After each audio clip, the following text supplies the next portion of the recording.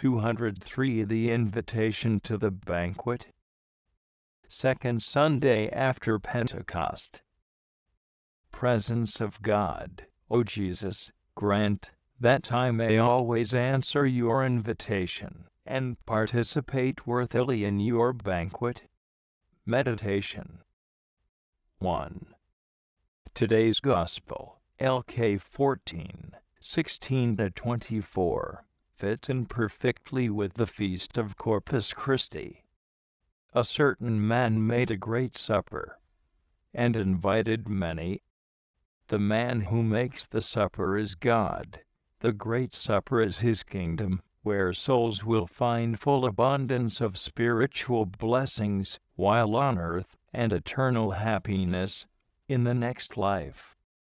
This is the real meaning of the parable, but we can also interpret it more specifically, seeing in the supper and in the man who prepares it a figure of the Eucharistic banquet, and of Jesus inviting men to partake of his flesh and blood.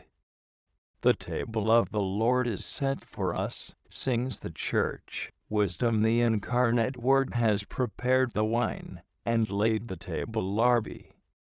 Jesus himself, when announcing the Eucharist, addressed his invitation to all. I am the bread of life. He that cometh to me shall not hunger, and he that believeth in me shall never thirst. Your fathers did eat manna in the desert, and are dead. This is the bread which cometh down from heaven, that if any man eat of it, he may not die. FN 6:35.49.50. Jesus does not limit himself, like other men, to preparing the table for a supper, inviting many, and serving delicious food. His is an unheard-of procedure, which no man, however rich and powerful he might be, could ever imitate. Jesus offers himself as food. St. John Chrysostom said to those who wanted to see Christ in the Eucharist with their bodily eyes, "Behold, you do see him, you touch him, you eat him." You would like to see his garments. He not only permits you to see him, but also to eat him, to touch him, and to receive him into your heart. He, whom the angels look upon with fear, and dare not gaze upon steadfastly because of his dazzling splendor, becomes our food. We are united to him, and are made one body and one flesh with Christ our be. 2. Jesus could not offer men a more precious banquet than the Eucharist. Yet, how do men answer his invitation? Many, like the unbelieving Jews, shrug their shoulders and turn away, with a skeptical smile on their lips. How can this man give us his flesh to eat? JN 6:53. However, it is not want of faith alone that keeps us from the Eucharist. Very often this is accompanied by, or sometimes derived from, the moral disorders which are mentioned in today's Gospel. I have bought a farm, and I must needs go out and see it. I pray thee, hold me excused, replies one. Another says, I have bought 5 yoke of oxen, and I go to try them. I pray thee, hold me excused. Excessive preoccupation with earthly goods and attachment to them, total absorption in business affairs, cause many people to refuse Jesus' invitation. There is still another reason. I have married wife, and therefore I cannot come, replies a third, representing those who, being immersed in the pleasures of the senses, have lost their taste for the things of the Spirit, and go their way, not even asking to be excused. We cannot help shuddering at the terrible blindness of a man who prefers the things of earth and the vile pleasures of the senses, which vanish as quickly as mist before the sun, to Christ's gift, the bread of angels, and the pledge of eternal life. And yet, how easily can a shadow of this blindness cover the eyes and hearts even of those whom Christ has invited to follow him, and whom he has called by the sweet name of friend.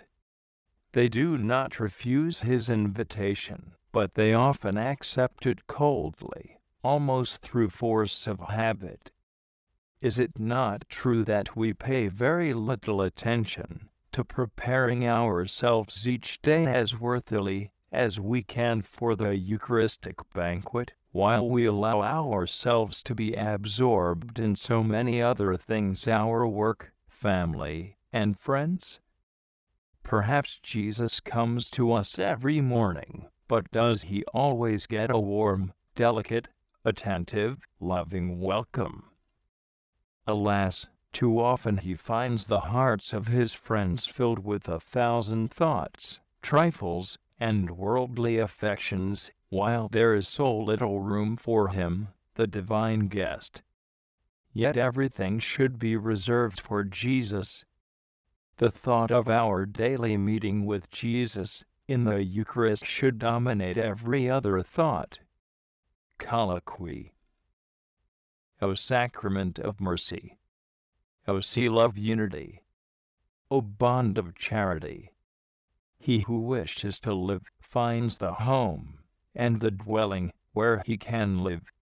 O Lord, I approach your table with faith, there to become incorporated in you in order to be vivified by you. Grant, O Lord, that I may be inebriated with the riches of your house, and let me drink from the torrent of your delights. Since you are the fountain of life, there with you, and not elsewhere, is the source of my life. I will drink of it in order to live. I will not rely upon myself and be lost. I will not be satisfied with what I have, and die of thirst. I will approach the source of the spring, where the water never fails. I will do away with vain excuses, and draw near to the banquet which will enrich me interiorly. Let me not become haughty through pride, and do not permit illicit curiosity to draw me away from you. May sensual pleasure never prevent me from enjoying spiritual joy. Permit me to approach you, and be refreshed. Allow me to come, a beggar, weak, crippled, and blind, for the wealthy and strong scorn your banquet. They consider themselves on the right path, and believe their sight is sure. They are presumptuous, and so much the more incurable the prouder they are. Although a beggar, I come to you, because you invite me, you, who being rich became poor for me, so that your poverty would make me rich. Weak as I am, I shall draw near, for it is not the healthy who need the physician, but the sick. I shall approach you like a cripple, and say, set my feet in your paths. I shall come like a blind person, and say, give sight to my eyes, that I may never sleep the sleep of death. St. Augustine.